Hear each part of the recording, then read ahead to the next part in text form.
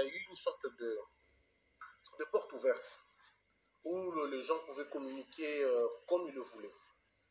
Au niveau de la presse internationale, nous avons remarqué, j'ai fait moi-même personnellement le travail de parler avec la RFI, avec France 24, avec Al Jazeera qu'on a fermé et qui ne reprendra probablement pas pour l'instant, mais surtout avec d'autres médias étrangers que je serai obligé malheureusement de fermer encore, puisque on a l'impression que certains médias ont choisi délibérément la désinformation et surtout l'apologie à ce que nous considérons comme l'apologie au terrorisme. Parce que, comme je l'avais dit à RFI, qui a changé sa manière de faire, parce qu'on avait discuté avec RFI, je ne peux pas comprendre que ça appartienne à un média international, soit-il, de dire que des villes sont stratégiques ou des entités sont stratégiques. Je crois que ça n'appartient pas à un média que de nous dire que SAC est stratégique, ou Minembo est stratégique, ou Minova est stratégique. Encore que, il faut que ce soit le gouvernement qui le dise pour que l'on sache exactement la stratégie en fonction de quoi. Et en termes de kilomètres, même des distances, on a vu que dans certains moments, il y avait une volonté manifeste de désorienter. Par exemple, pour moi qui viens de Goma, qui suis né là-bas, je suis né là-bas, je ne peux pas comprendre qu'on dise que, par exemple, que Sac est à 2 km de Goma, ou Sac est à 3 km de Goma. Ça, je ne le comprends pas, parce que personnellement, j'ai fait cette distance-là à pied. Donc, je connais très bien ce qu'est Minova, je connais bien Bunga, je connais bien Kanyabayonga, je connais bien ces territoires-là, puisque je fuis la guerre, je connais comment ça se passe. Et entendre qu'un média le dise, c'est quand même assez offusquant. Et donc, j'ai fait comprendre à RFI et aux autres médias internationaux que c'était pour nous des limites à ne pas franchir. Et il n'y a pas que les médias étrangers, il y a aussi les médias locaux, Top Congo par exemple, et même Bossol dans la politique, où l'on voit des journalistes se donner la permission de parler soit de la boucherie humaine, soit du carnage, ou de donner des positions comme quoi la ville était tombée. Il n'appartient pas à un média d'annoncer la prise d'une ville, c'est plutôt au gouvernement de l'annoncer. Et on a fait cette analyse avec tous les autres médias étrangers. On a été ferme, on leur a dit qu'il ne fallait pas. Il ne fallait pas franchir certaines limites que nous considérons comme une atteinte à notre souveraineté. Je prends 2-3 cas, parce que c'est quand même important de le dire. Lorsque vous avez des médias qui disent par exemple, lorsqu'il s'agit de terroristes du M23, puisque chez nous, ils ne sont pas des rebelles, c'est des terroristes, lorsqu'ils disent que les rebelles du M23 ont pris tel territoire ou tel autre territoire, là ça va pour eux. Mais quand il s'agit de l'armée, ils disent l'armée a annoncé, un peu comme une certaine distance entre ce qu'ils disent et ce que l'armée vient de faire. Alors je pose la question, pourquoi quand c'est le M23, c'est tout de suite une affirmation? Pourquoi quand c'est la RDC, on dit c'est l'armée qui a annoncé, un peu comme pour dire qu'ils ne sont pas responsables de ce que l'armée est en train de dire. Les informations sur les victoires de la RDC sont mises au conditionnel, alors que les informations sur les rebelles et les terroristes sont tout de suite dans l'affirmatif. Nous avons dit que ça devrait cesser, puisque on ne peut plus continuer comme cela.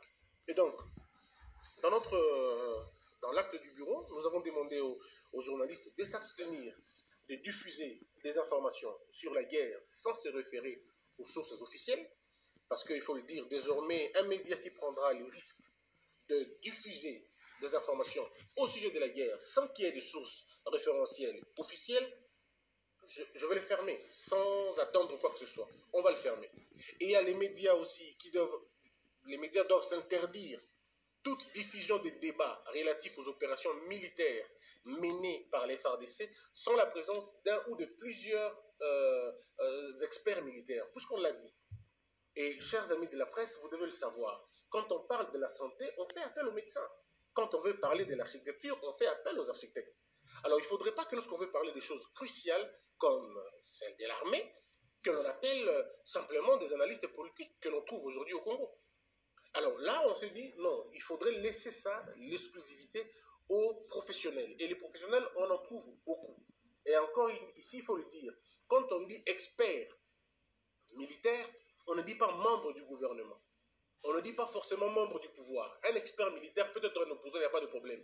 Mais au moins, il a une certaine légitimité dans son rendu pour éviter tout amateurisme parce que c'est très, très dangereux.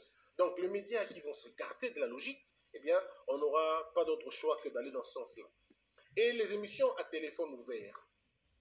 Ça, on l'a dit aussi. On a vu quelqu'un ouvrir sa télévision dans le cours d'une émission. Il appelle avec son téléphone un habitant de Goma et il lui pose des questions et l'habitant de Goma se met à dire des choses. D'abord, on ne sait pas si effectivement il est à Goma.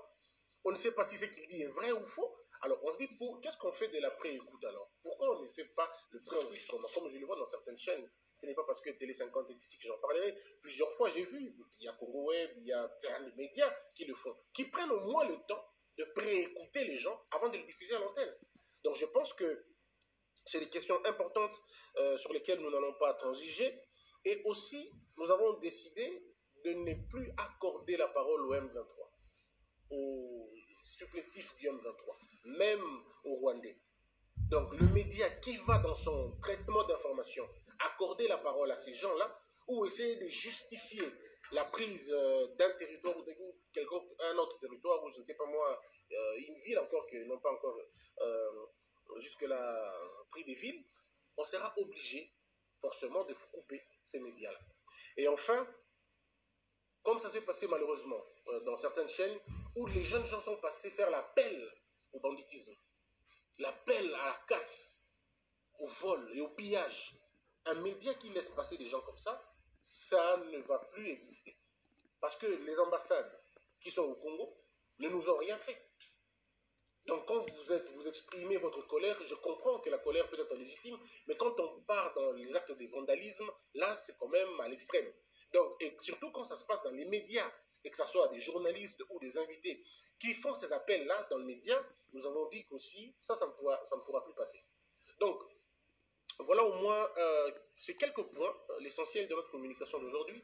Et je voudrais compter sur les journalistes pour amplifier le message afin que les journalistes ne disent pas qu'ils n'avaient pas été avertis. Nous traversons une situation extrêmement difficile et vous le savez. Et nous n'avons pas droit d'amplifier et surtout d'aller dans la psychose. Parce que quand vous regardez les traitements de certains médias, même nationaux, pas seulement étrangers, même nationaux, il y a vraiment une sorte de volonté à faire du mal. Alors on ne sait pas. Est-ce que c'est parce qu'ils n'ont pas assez d'informations ou parce qu'ils veulent, voilà, on fait un peu le buzz, on veut gagner en termes de buzz. Nous estimons que ces médias-là n'auront pas droit chez nous. Médias sociaux, médias traditionnels, radio, et ainsi de suite. Et au niveau des provinces, il y a un élément important, c'est cette confusion entre les radios dites communautaires et les radios voilà, traditionnelles. Toutes les radios, quand nous arrivons au CESAC, nous nous rendons compte que plusieurs radios sont communautaires. Mais dans la pratique, ces radios ne sont pas communautaires. Elles n'ont rien de communautaire. Donc nous allons probablement procéder au retrait des fréquences de ces médias-là qui ne respectent pas leur ligne. Donc il faudrait en même temps aussi, comme on l'a dit, encourager les médias à diffuser un contenu instructif. Donc si dans vos programmes, dans vos diffusions des informations, évitez, ça on n'oblige pas, mais nous demandons à ce que les médias puissent éviter des chansons de jouissance, par exemple, ou des programmes de divertissement inutiles ou sinon non essentiels, et de se concentrer sur des émissions d'appel à la cohésion nationale, par exemple, au civisme, et surtout des appels à la construction. Parce que nous ne voulons pas tomber dans une sorte où, Goma, il y a des problèmes, et qu'ici à Kinshasa, c'est de l'ambiance. Il faudrait garder les gens dans une certaine unité d'esprit pour que l'on comprenne que nous sommes menacés.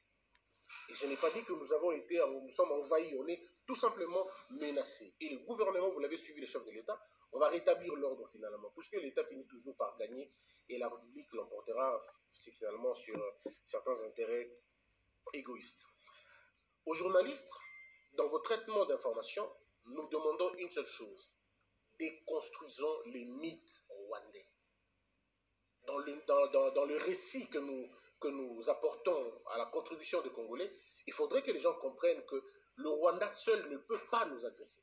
Il n'en a pas le pouvoir. Si le Rwanda nous agresse, c'est parce qu'il est soutenu.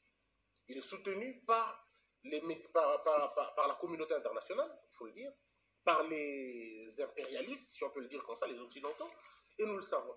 Si aujourd'hui vous regardez le contrat de Gateway, vous le savez, qu'il dit ce contrat-là. Parce que vous le savez vous-même, quand on achète un bien volé, c'est du resell. Et celui qui l'achète est un reselleur.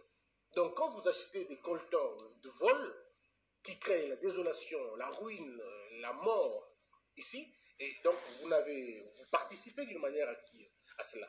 Et qui rétablit l'histoire d'un peuple? Je crois que c'est les médias. Ce sont les médias qui, à un moment donné, rétablissent l'histoire. Nous avons des médias sérieux au Congo, des journalistes de grande facture. Nous attendons votre plume.